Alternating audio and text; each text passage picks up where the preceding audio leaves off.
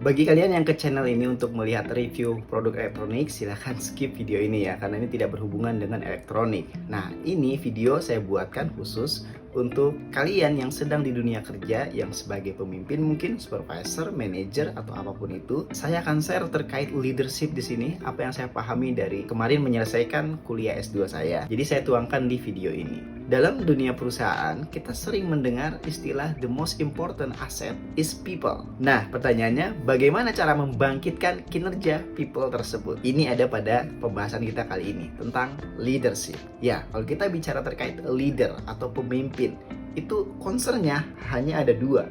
Dari dulu sampai saat ini itu hanya ada dua. Yang pertama ada people, yang kedua ada task. Ada kurva di mana menunjukkan bahwa memang leader itu terbagi kategorinya seperti apa. Nah, kalian ada di posisi yang mana nih? Balik lagi tadi ke people dan task dan tugas. Ada kurva yang satu ke atas merupakan people, yang ke samping merupakan task ya atau tugas. Nah, kalau ada leader yang concernnya di people, posisinya di sini nih, kemudian di tasknya kurang, penugasannya kurang, itu disebut leader yang country club management, di mana orangnya sangat ramah, relasi, baik, friendly, dan lain sebagainya. Kita sebagai bawahan senang mendapatkan leader yang seperti itu.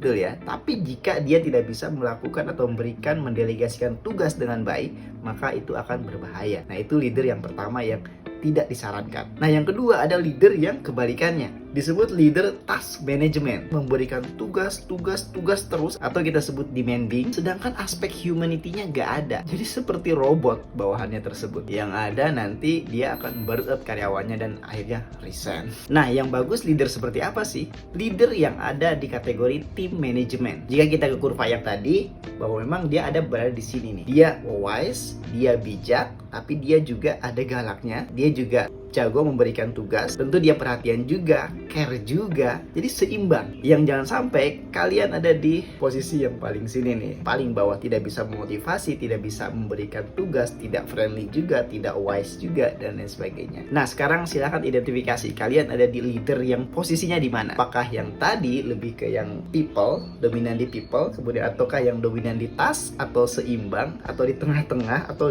gak ada sama sekali. Itu yang harus kalian hindari. Jangan sampai menjadi orang yang seperti itu. Nah, untuk menjadi leader yang hebat, yang keren, yang dikenang nantinya, itu ada 6 elemen. Pertama, leader sebagai pembuat visi. Yang kedua, leader sebagai team builder, membangun tim. Kemudian yang ketiga, task allocator, pemimpin yang memberikan tugas dengan baik. Yang keempat, leader sebagai people development, mengembangkan karyawannya, bawahannya. Kemudian elemen yang kelima, leader sebagai motivation stimulator. Kita bahas yang pertama dulu, leader sebagai pembuat visi. Kalian harus bisa menciptakan visi. Visi ini bisa dimulai dari target. Kita analisa dulu tuh terkait analisa internal maupun eksternal. Kemudian setelah membuat visi, baru setting goalnya. Nah, di sini akan muncul KPI untuk bawahan Anda. Nah, setelah itu baru next stepnya ke development action plan-nya.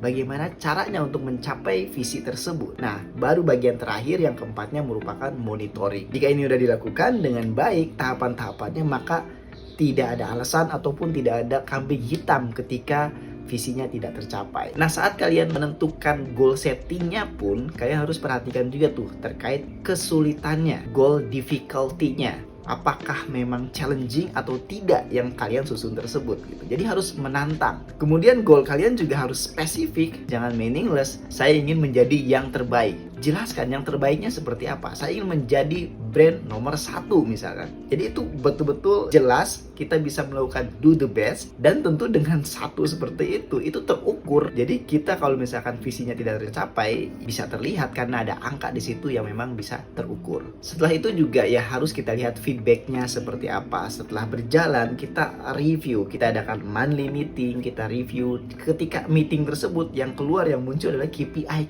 yang sudah kita susun tadi.